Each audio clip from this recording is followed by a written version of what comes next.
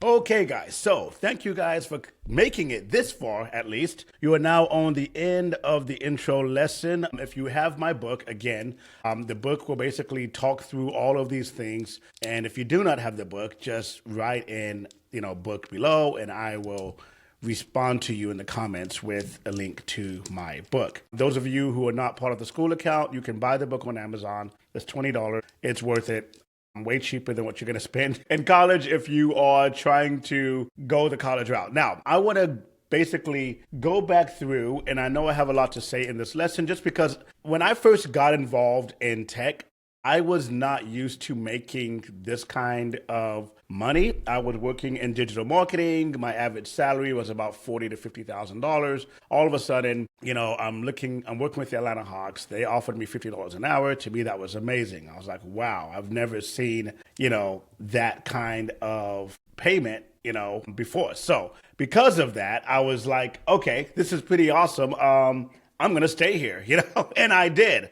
I stayed at the $50 an hour mark for like 4 years because I thought that was good money. And to some people, that is pretty good money. But unbeknownst to me, when I finally stepped out to become a contractor, people were asking me like, hey, you with 10 years of experience or whatever, how much is your rate? And I'm like, 60? And they're like, oh, yeah.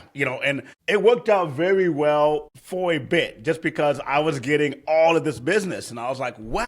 Nobody's even arguing about my prices. They're all just hiring me. Look at me with 4 or 5 contracts. Now, 4 or 5 contracts making you $50 an hour is still really, really, really good money. My first year as a contractor, I was averaging $40,000 a month, which is great. Sounds great. Was killing me though. I was working like 80 hours, 90 hours, just didn't have a life, but I was making good money. And luckily there was a guy named Mark who was in the office that I was in. And Mark basically came up to me one day, and I don't know what we were talking about. We were having lunch or something, and the conversation came up like, "Hey, how much do you charge?" By the way, it's like he knew I wasn't getting paid what I should have at this point with over 10 years of experience in this type of field. I was basically charging everybody, and let me just do the math here. You guys don't see my screen yet, but $60 an hour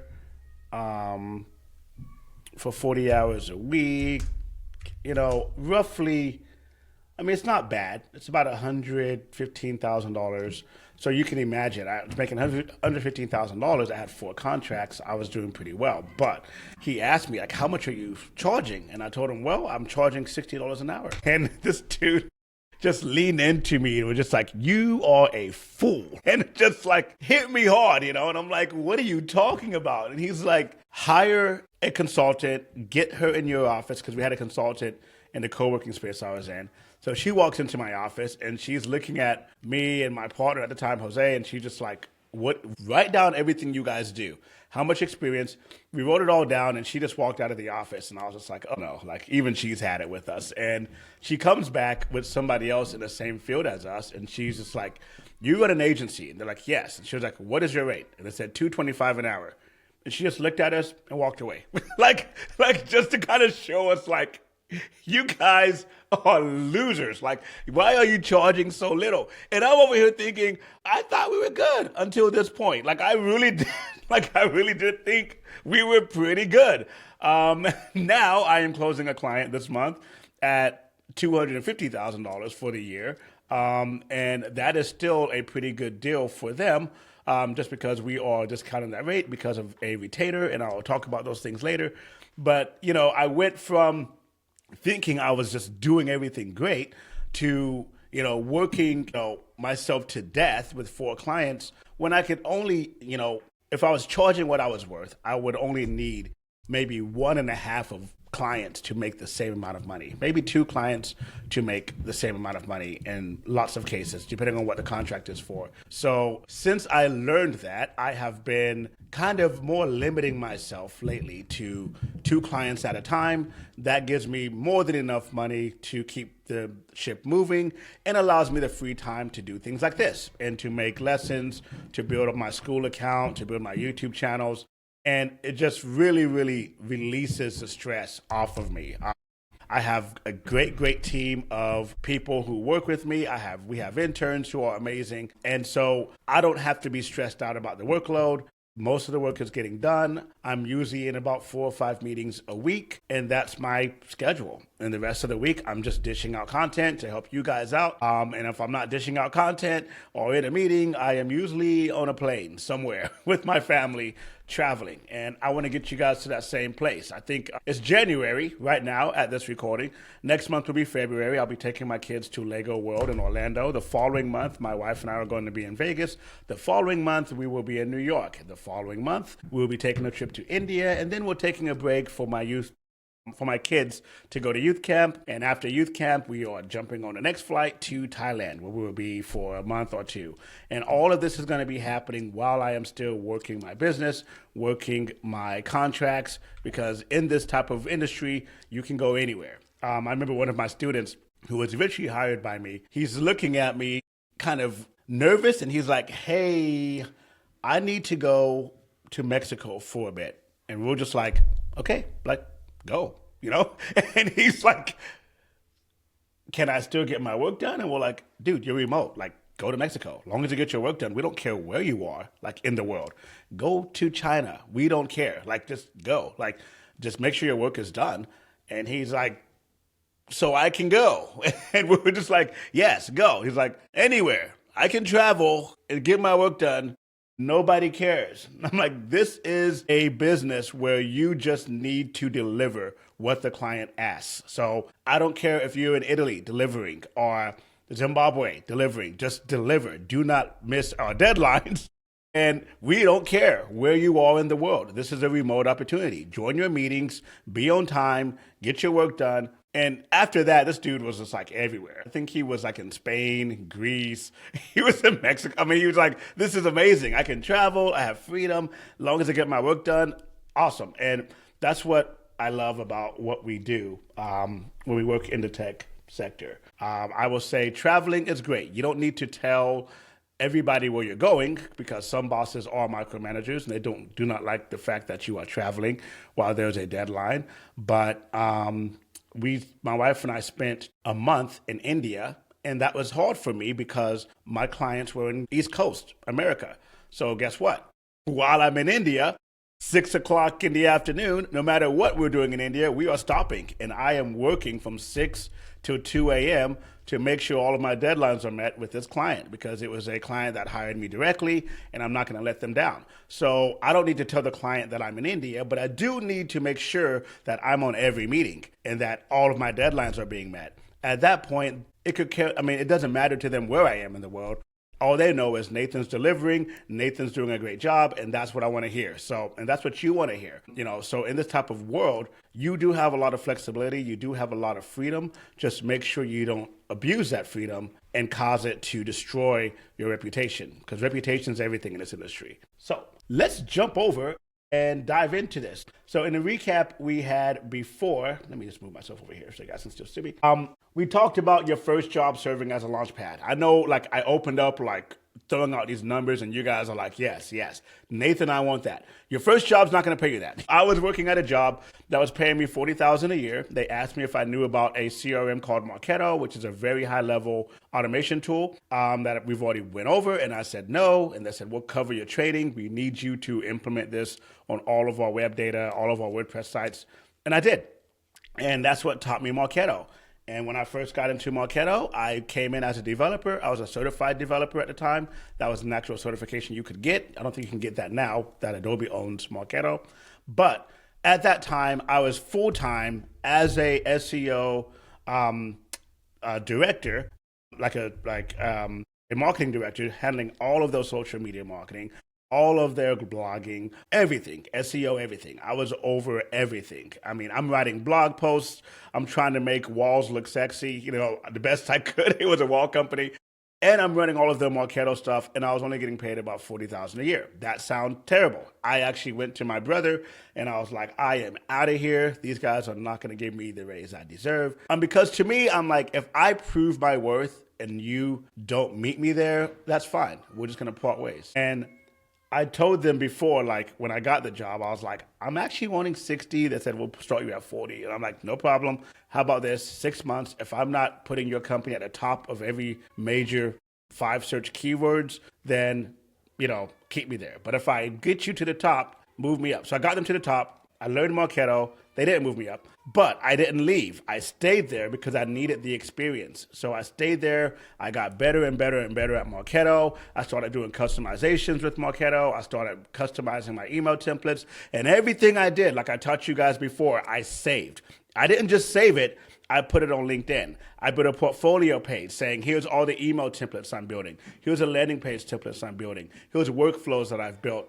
And that got me in front of the Atlanta Hawks. And they were just like, how much do we need to pay you to start doing that for us? And at that point in time, making $40,000 a year, I was just like, if you would pay me $40 an hour, that would be good enough. And they were like, this guy's an idiot. I mean, anyways, I'm just thinking that's kind of what they thought. Just because, like, now as a developer, if I am coming in to develop and customize your workflow instance and build all of your assets out, there's no way I'd charge $40 an hour. I'd probably charge like 90 to 100. But anyways, to me, that was a huge stepping ground, a huge stepping ground. I was so excited to have $40 an hour, because to me, that's like $1,600 a week. I've never made that kind of money before, $400 a month. And now I am making $75,000 or more per year. Whereas before I was begging to make just 60. And I was with the Hawks just for about 6 months, enough to, help them with all of their, customizations. I was working with the Atlanta Hawks in the Phillips Arena in Atlanta at the time. And when I was done doing that, I trained some new employees how to use Marketo, and I was out of there. It was just like a 6-month contract. But by the time I was done with that, I was already reached out to by a Microsoft agency that was just like, we need you to do the same thing for subsidiaries overseas in Asia Pacific area for Microsoft. That was another big level for me. They were just like, how much was your last job paying you? And I was like, well, 40 an hour. They said, we'll pay you 50. And I'm like, yes, please. Can I have like another, please? Like, that's great. So now I'm making $2,000 a week, $8,000 per month, $96,000 per year. And I was just like floored over that. Like, wow, this is like my new career, because I didn't know people would pay this much for CRM. But I want to make sure you guys know that every CRM is not the same. I have seen people leave comments on my YouTube channel saying, oh, what are you talking about, man? Like 12-year-olds are building these CRMs from scratch. And I'm like, yeah, I've seen those. And they do not hold water against massive CRM structures like Salesforce, Marketo, HubSpot. They can't do 10% of what those CRMs can do. And I know I have friends who are developers who would come to me and say, hey, look at the CRM I developed. And I'm looking at them asking all these questions. Okay, how do you automate workflows? How do you have snippets? How do you dynamicize your content? Can your content be dynamic? How many workflows can I build before your system starts to crash? And I mean, you can't take a homemade CRM and go to a company like Microsoft with a database of 10 million people and try to implement automations against all those people. Your CRM will be trash, and they will see it as such, which is why you're never going to have that conversation with them anyways. That's why I don't teach how to build CRMs on this channel. I teach how to learn the CRMs that the big companies are using and how to be a good service to those big companies. The easiest way to get wealth, and everybody needs to know this with AI, if you want to make it big in AI, reach the clients that have the budget to pay for the big projects. Don't go to these small little itty bitty businesses. Now, we do teach side hustles, and if you just need money now, that's great. But if you're trying to build a career, do not build a career off of specializing in small business adventures, like, oh, I'm going to just go to every restaurant and help them automate their follow-up. That's great. That's awesome. God bless you. But most restaurants are not going to pay you $10,000 a month for CRM management. Most restaurants are not going to have the budget. They're going to look at you and say, we need your help. Our budget's $300 a month. Good, and you're going to need like 1,000 restaurants to really make a good living, And I know I'm saying this out of experience because I have a brand that is in the food and beverage industry. We reach out to restaurants. We do media for restaurants. We do all that we can to help them, but we also have to do it at a very cheap costs because most restaurants do not have a big budget. And people ask me, how do you do this full time? And I'm like, I don't. That company is subsidized by my agency because my agency is dealing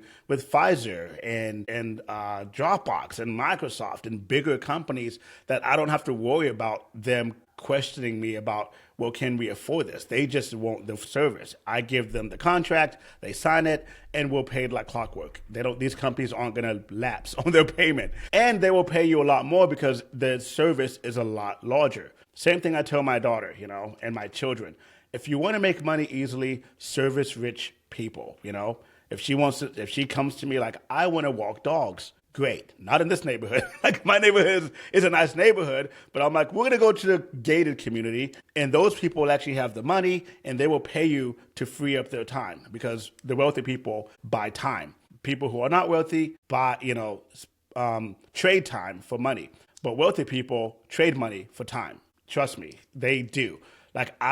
People ask me like, how are you having so many employees? And I was like, dude, if I am making 20% of what my company makes and I am free to be with my family and to travel, I could care less. If I'm making 30%, I could care less. I don't mind my staff making good money if they're going to free me up to be able to do what I want to do, And so this is how the wealthy think. So if you have a service and you can bring it to the wealthy and say, this is how you're going to save time, I'm going to walk your dog for you. And she can charge a higher rate. They're not going to complain about it. They're going to say, sure, here you go. She only needs 5 wealthy clients to have a really, really good business compared to if she went to a smaller, non-affluent neighborhood and everyone's arguing about costs. And now she needs 40 clients to come up with the same. Anyways, hope you guys get the point that those 5 clients would pay her. I am rambling, but just know, entry level, you're going to be kind of starting at that same point. Your goal is to get experience. That is the goal. If you are going through this whole training now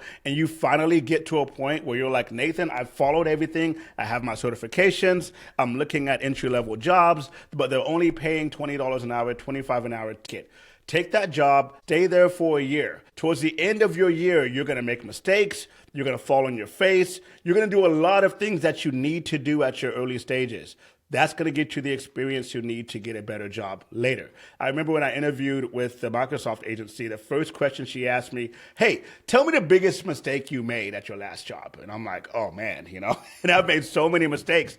So I'm telling her these things and she's like, yep, that's how we know you have experience because a bigger company is not going to hire you until they've known you've already fallen on your face. You've seen those mistakes. You fixed those mistakes. You know how the ins and outs of those things work. So you're walking in with a better experience and you're getting paid a better rate for that. So experience matters. Experience is your real currency. Continuously build your portfolio and resume to enhance your career trajectory and unlock future opportunities. So all that to say this. So I already talked about my costly mistake, $50 an hour for I would say over 5 years. I was $50 an hour until, 2021. When I moved back into the country, I was living in China for 4 years and just working remotely. And when I moved back into the country, 2021, I was just still charging between $50, $60 an hour. And that was a big, big, big mistake. By then, I should have been charging $125 to $150 as an agency, or probably $70 to $80 as an individual, but I was not. So here's the thing. I'm saying 4 tiers. There should be 3 tiers. But anyways, the market rates. So each career stage has a distinct market rate influenced by experience and role responsibilities across various sectors and regions. So you need to make sure that if you're at the entry-level stage, don't expect to make as much as someone who is at the advanced or subject matter expert stage. You're just on a journey to get there. And trust me, the journey is worth it. You don't want to get so frustrated that you're not making 6 digits, in your first 6 months. Trust me, your friend in college ain't doing it either, But by the time your year is up, your second year is up, you're going to be making more money than all of your friends who are going to be graduating 4 years down the line and looking for experience at an entry-level job. That probably won't even exist because AI is taking all entry-level work. And so to me, this is far worth it. So obviously compensation varies by region, specialization, company size, making it crucial to research local market conditions before negotiating rates. If you live in New York, guess what? You're going to get paid more than someone like me living in Atlanta. If you're living in California, you can ask for a lot more than somebody who's living in Tennessee. Just because the rural areas that we were in, the cost of living is not as high. And framework. So this framework provides a clear guideline for understanding your current market position. So this is kind of where it's really important to basically do a simple prompt, go to ChatGPT and say, hey, ChatGPT, I'm an automation manager. I specialize in HubSpot. I have this much experience. Can you tell me the average hourly rate for people in this experience who are living in this area? Boom. ChatGPT will give you all those rates. Do that always before talking to somebody, because I promise you, if an agency or a headhunter calls you, they are going to lowball first. They always do. They'll say, we have a great opportunity. It's going to be a great company. Hey, our rate is $50 an hour. And don't be like me and say, that's great. Sure. Always say, okay, I'm going to do some research and get back to you. Do your research. And if your research says, no, that should pay 80, go back to them and say, hey, based on market standards, I think I need to charge $80 an hour for this, because that is just the average rate based on the market and based on my location. And most of the time, they already know that. They're just hoping that you don't know that.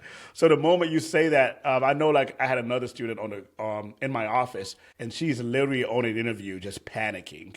And she's just there, and they're asking all these questions. She has them on speakerphone, and I'm just across the room just trying to make eye contact with her, like, giving her as many Indian smoke signals as I could. Just like, no, do not accept what they're offering.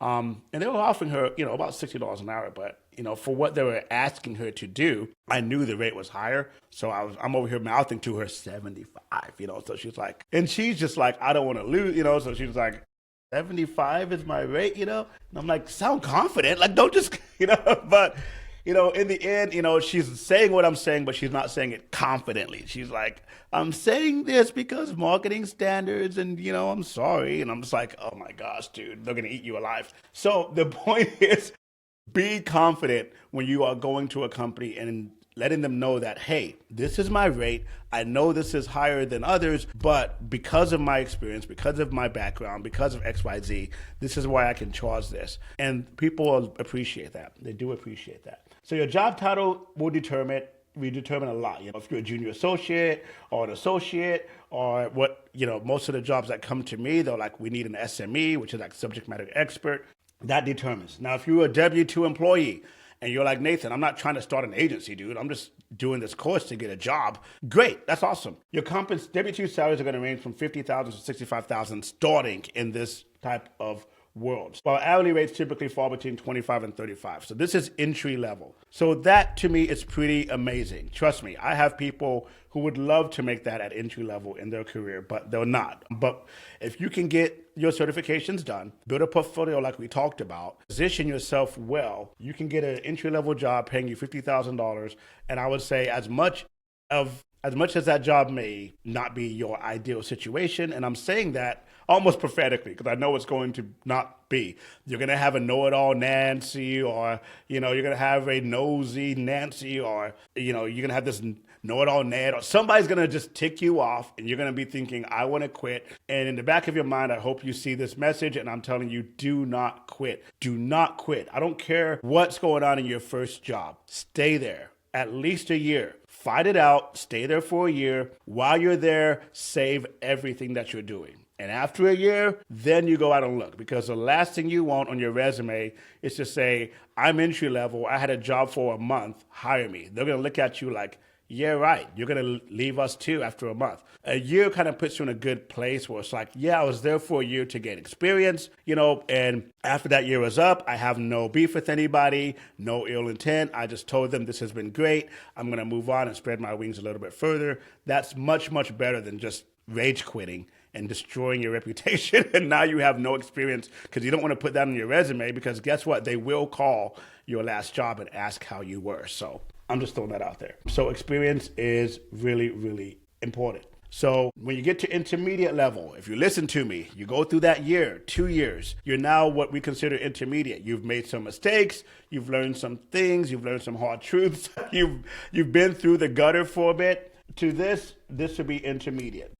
They typically hold roles such as specialist, campaign manager, or senior coordinator, each demanding specific skills. Instead of entry-level campaign manager, you are now a specialist or just a campaign manager. And those roles will pay a bit more, like $40 to $45 an hour. So you're going to be looking at $65,000 to $85,000 per year.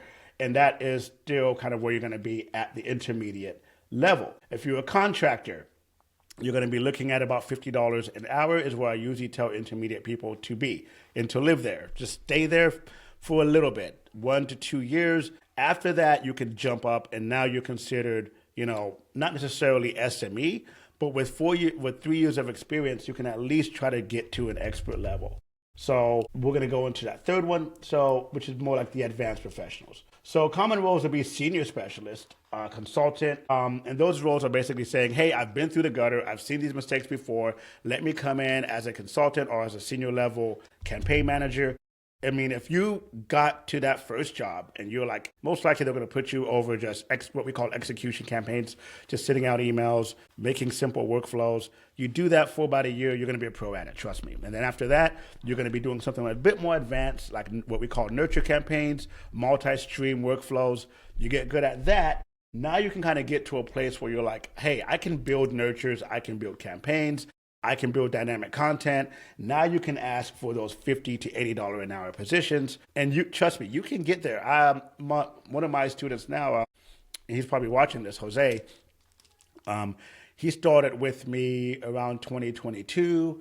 It is now 2026. So we're talking about like 3 years later. He now has his own agency as a consultant. He charges $60 an hour. That's his sweet spot. That's great. He's like, to me, $60 an hour, as long as I have 2 clients, that's $120 an hour, I'm happy. And that's, as a single dude, yeah, great. This dude's traveling the world, enjoying life. I'm like, enjoy it, dude. I travel a lot, but with 4 kids, it's not that easy. When you're single with a compensation like what we're looking at right here, dude, you are like, in a good place. Even for him, as Mexican American, I was like, dude, you're way beyond your demographic at this point. You're in a good place. You're in a really, really good place. This is why I love teaching this, to people who are minorities, people who are coming into the country new, they don't have a lot of experience. It's just great to see more people like us in this industry. And I don't want to get on a soapbox about that, but if you're watching this, this is something that you can do, and no one's going to hold you back but yourself. Okay, so I'm just going to say that and throw that out there. No one's holding you back but yourself. All right, so advanced professionals, you're going to basically be at 85 to 120 per year. If you want a full-time job in this and you can work your way up the ladder, you're looking at usually 5 to 6 years before you start from entry level and you get to that senior level. They will see your work. They will keep you if they like you. And, I have friends who are just like that. They're corporate style people. They have been in the same position for 5, 6, 7, 8 years in automation. Love it for them. Me, I am a consultant. I like the freedom that comes with, but not everybody likes to be a consultant because you're always looking for new work. It's always good to have a foundation of a W-2 job. And, if you want to try to do some things on the side with the W-2, that can work for the most part. Like, I didn't just jump away and start an agency. I worked on a W-2 role for a while building my client base as a consultant until I thought that I was okay enough to go full-time into consulting. So now, when you get to the point where we call it SME or an expert, you have a much, much larger compensation. I don't think I have any contract at this point that will reach out to me who's offering less than 150. If they are, then I quickly tell them, I'm an SME. You need an SME. You should know you can't pay an SME this little because, just a few weeks ago, someone said, we need an SME. We need execution, operations, administrations, custom APIs, integrations. And I'm like, whoa, okay, great. Like, what's your budget? Oh, we want to pay $60 an hour. Should I even answer this, right? It's just like, no, SMEs don't take that. For an SME, and I would say people who have like 7 years or more, you can now charge anywhere from 80 to 120 per hour. On average, it's going to be 150 if they're hiring like an agency for an SME or corp to corp, but SMEs go up to 225 an hour depending on the job. So 5+ years of experience, you will earn between 120 and 175 annually and command 80 to 150 an hour as an expert consultant. So I know with me, People expect me to be in that ballpark usually, 80 to 150. But if they hire me as an agency, I'm going to be more of the 200, 225 because you're hiring three of me. You're not just hiring one of me. I have people in my team who know more than me. So I'm telling, if you're hiring me as an agency, I'm like, hey, listen, you get me and two other people more senior than me, plus a project manager for only 225. You can just hire me directly for 150. And most people will say 225. No brainer, right? So we charge 225 as an agency. So that's just how it works. Now, understanding company perspective. This is really important when you start doing your interviews because companies prioritize minimizing costs to maximize profits, leading them to offer lower compensation rates whenever possible during negotiations. They always will. Never take the first bait. Never, ever, ever, ever, ever. Like I learned that the hard way. I was just like, yes, please, yes. And then before I knew it, I had a lot of contracts. Looked good on paper. Everybody's like, wow, Nathan, you're so successful. But I was killing myself because I was taking on all these roles that were just literally taking advantage of me. And I didn't know it. When I could have done two jobs, made the same amount of money, and had a lot more freedom. So always push back. Always try to meet someplace else. The ultimate goal is to maximize return on investment. That makes sense, right? Which means acquiring skilled talent at the lowest possible cost for their business. So expect negotiations. They anticipate it. If you do not negotiate, trust me, they'll know that you're desperate, and you want to do that. Now, if you're entry level, don't negotiate. So I would say at your entry level, don't just get out there and be like, you know what? I've been doing this for 2 weeks and I think I need $80 an hour. No, you're not going to get it. So at entry level, I would say get whatever you can, stay there for a year like we talked about, build your experience, get yourself to a point where you're like, I'm killing this, I'm doing this well. Now I can actually negotiate because I know that I am good at this. Like look at my LinkedIn profile, it literally says Marketo is my superpower because that is like the CRM that I focus most of my time on.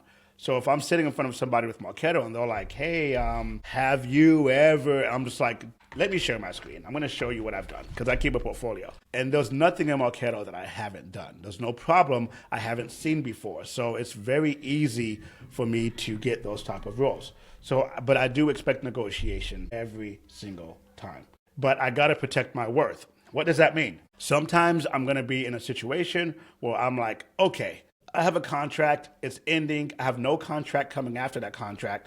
I really do need this contract to come through. Part of me is going to say, hey, just bend a little, get something less, But if I do my market research and I know what I'm supposed to be getting paid, and this company is looking at me like, we're going to pay you $50 an hour, part of me might say, yes, I need that because I don't want to go broke.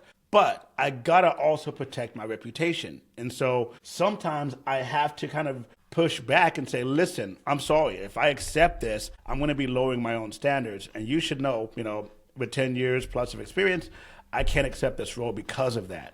If you guys do want me, this is a rate I can meet you at in the middle. That makes it better for me. Because the moment I start saying yes to $50 an hour or $60 an hour, other people are going to expect that type of money, or they're just going to expect to keep me forever, and I don't want to stay there forever at that rate. Networking. Engage with other professionals in your field to exchange information on rates, join CRM user groups and forums to gather insights.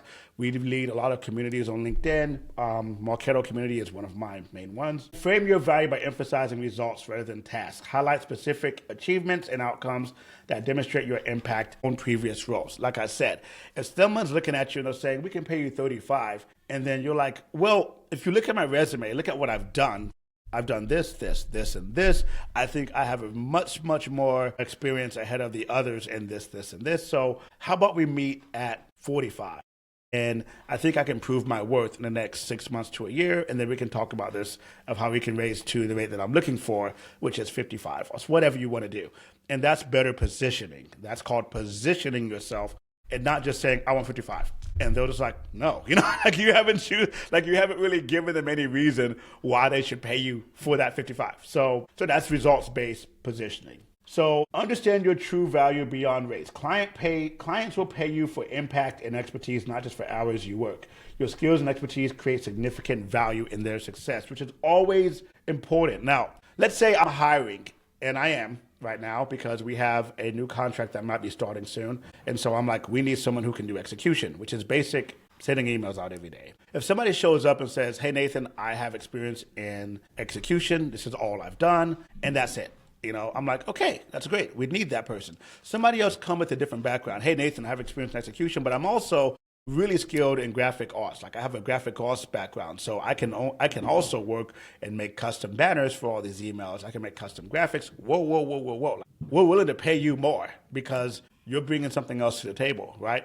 So it's always good that you bring other skills on board. My student that came in and started learning HubSpot, the more he learned HubSpot, the more he did execution, the more he realized, man, I got to learn HTML because those sending me custom images of emails that have, HTML elements I've never done before. So now he's coming to me, he's going to communities, he's learning how to put HTML enhanced emails, how to color, we had emails coming through at the time that was like, we want all these bullet points to be orange. Never done that before. We got to figure that out. Okay, let's make those bullet points orange.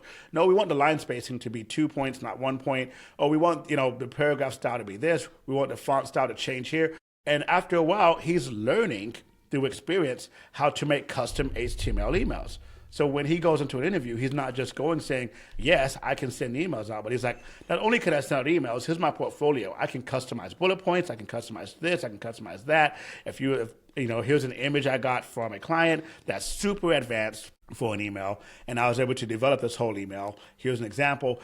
That will get him ahead of everybody else, plus get him paid more. So always good to see that. So the philosophies that I use is like this, and I used this yesterday. A company called me, hey, what kind of rate are you looking at? And I said, the minimal that I'll do for this type of role is 80. My average is going to be 100. And they said, you know what? That's great. How about we meet you in the middle? That's what I wanted. My target was 100. My minimum was 80. And that gives me like a stretch. They didn't meet me at 80. They didn't meet me at 100. They were like, how about we meet you at 85, 90? Not a problem. And that makes it easier. So when you're talking to somebody and you're trying to get a job and you're looking at your worth, always stretch it out. Always stretch it out. Don't just say this or the highway, because most likely they'll take the highway and find somebody else. But stretch it out. Makes them know that you can bend, because they might have 3 other people like you who aren't bending, and they're saying, oh man, we got 3 people, but this guy says he'll go down to this. These other 2 just are saying 100, and they're not bending. But he has just as much experience. Now I got the job. So always make sure you have a minimum, a target, and that stretch middle ground that you're going to be happy with. Never take a role where you're unhappy with that pay. Unless you're entry level, you cannot make demands. I'm sorry, you just can't. But after entry level, learn to make sure you get roles that you, because if somebody's looking at you saying, yeah, we're going to pay you $40,000 a year, and you're desperate because you haven't had a job in 3 months, and you're saying yes, you're going to be upset. You're going to be grumpy. You're going to be upset. It's going to show. People are going to be like, wow, this guy doesn't like being here. Make sure you get roles that you are happy with. So use the script to confidently address your salary expectations and articulate your value-based market research experience. So if you are freelance and you're going for a contract rate, when discussing your with clients, focus on your unique skills. And I say unique skills, what you're bringing outside of the CRM to bring into the CRM to justify your pricing strategy, ensuring mutual understanding. Like I said, the guy who's coming to me saying, hey, I can do all the things you're asking, plus I have a graphic arts background, I have an AI background, I have a database background. Those things get you in front of the line. And when you have a lowball offer, respond firmly and respectively. Don't freak out. I almost did a few times, but don't freak out. But just say, hey, I hear that that's your budget, but based on my experience, based on what I've done, based on market standards, this is the rate I have to meet you at, and you have to meet me at. If you can't meet me there, again, the lowest I'll go is here, but I really would like to be here. That will get their wheels turning. They'll probably go back to a manager and call you back and say, we'll meet you somewhere in the middle. So now with me, for if you're trying to get like a SME positioning, emphasize the strategic value you bring, ensuring clients recognize your impact and expertise. So with me, I come into a meeting as an SME employee and I'm just like, here's my experience. Here's how involved I'm in this tool. Here's how much things I've done in the past year. Matter of fact, here's my YouTube channel. Here's my LinkedIn pages. I lead the LinkedIn Marketo community. That's my community. And that positions me in a way where they're like, okay, this guy is like serious about this tool. Like he's serious about this. And his portfolio is showcasing all these things that he's done. He's blogged about it. That's kind of what puts you at the SME level. So I would say from year 1 to year 5, save everything. Build a website around it, a portfolio site. Have all your work out there. Start discussions on LinkedIn. Start a YouTube channel like me, start discussing things you're working on. Don't call the names out, but just generalize so that by the time you get to the SME role, you're like, you know what? Check out my YouTube channel. There's live examples. Here's my portfolio page. It shows all the things I've done. That positions you way, way, way, way further than someone who's just like, believe me, I have 10 years of experience, but I have nothing to show for it. No one's going to hire. I mean, they might get a job, but against you with a portfolio, with experience, with activity, it's going to be a no-brainer. So, exploring project-based pricing for services. So, this is kind of a unique thing, and I can, give you guys more information about this, but you're going to have deliverables, an open scope, pricing structure, all of these things. Project-based pricing allows you to focus on outcomes rather than hours spent. So, if there's a project-based situation, now this image on the right is going to be basically a layout of how I draw this out. So if somebody says, hey, Nathan, we need you to come in and we need you to audit our system. It is a mess. We know it's going to take you some time. Can you write out a project documentation that's going to show us how many hours you need, what you're going to need, blah, blah, blah, blah, blah. Now, in that situation, I am charging them at the project level. I can go to my team and say, hey, we have an audit. Here's a database size. Here's a Marketo, blah, blah, blah, blah, blah. And my team can come back and say, you know what? We need 6 months. No problem. Let's estimate all that into a cost. We'll estimate that into a cost, and I'll throw another cost on top of that to buy me some wiggle room in case I need to bring in a specialist or something.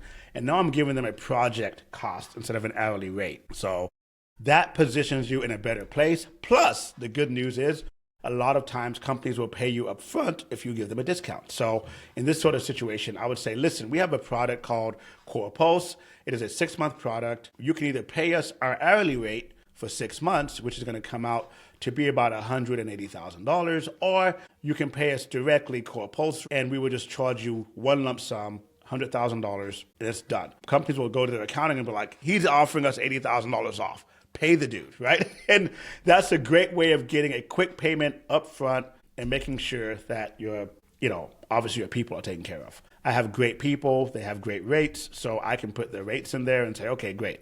I now have $100,000 to work with for the next 6 months. I'll put that in a separate account for what I need to pay for them, and the rest is profitability. So it works well that way. So the golden rule for all of this is to stay confident, provide value, and remember, you're not just getting paid for your time, you're compensated for your expertise and what you deliver. So that is just really, really important.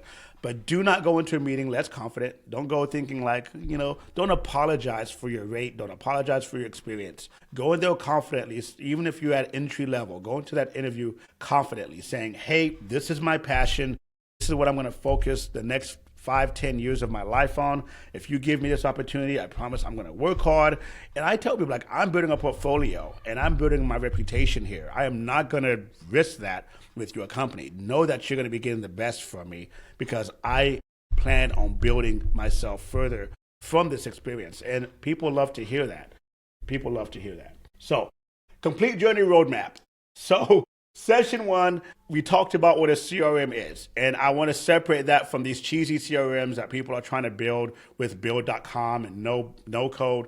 They are cheesy. Trust me. They are not what Fortune 500 companies are going to hire someone to build. You can probably build on top of a good CRM system, but the big dogs like Marketo that cost these companies hundreds of thousands of dollars a year in subscriptions, they will hire and pay top dollars for people who can run these systems. Salesforce, another big system. HubSpot, you're talking about like up to, $8,000 to $80,000, a year.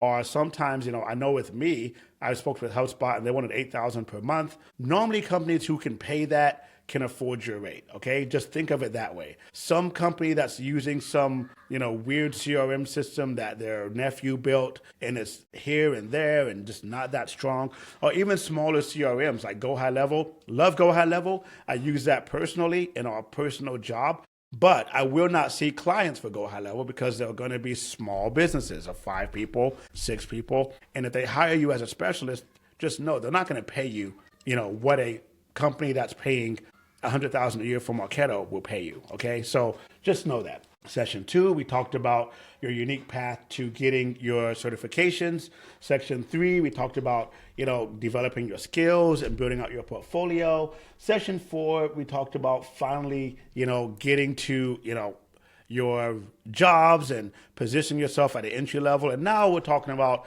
your job from entry to SME, how much money you can expect. Do not rob yourself and do not destroy yourself based on your lack of confidence. Be confident. Know that if you're doing the work that we talked about in this series, you're going to get a good job, or a good contract, or start a good agency, whatever you're watching this to do. Okay, I have students who've done all three. There are people I've trained who are making 100,000 plus just as a simple agency. People I've trained are making 100,000 plus with one job. And those people I've trained who are independent consultants. They're doing a job here, there. They have 2 or 3 contracts. They're making good money. So choose your platform, get your certification, build your portfolio, and you're on your way to do all the things that we talked about. So thank you guys for watching this. Again, if you need to reach me for anything, my email is nathan@engagepulse.io. Email me at any time if you have any questions. Thank you guys for finishing this first lesson.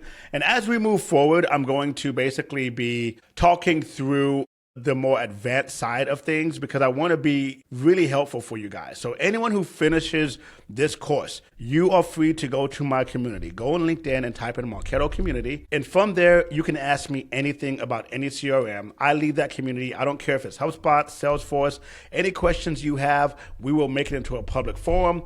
All the other Marketo users and CRM users on that community will be there to help you. And if we find something that's cool enough to show you and make video content for, we'll just keep this going on this channel. So thank you guys again for getting this far. Thank you guys again for trusting me to help you with this journey. And I will talk to you guys soon and see you in our live recordings. Every Sunday night, we go live at 7 o'clock. So if you want to meet me live, just be here at 7 and we will see you then.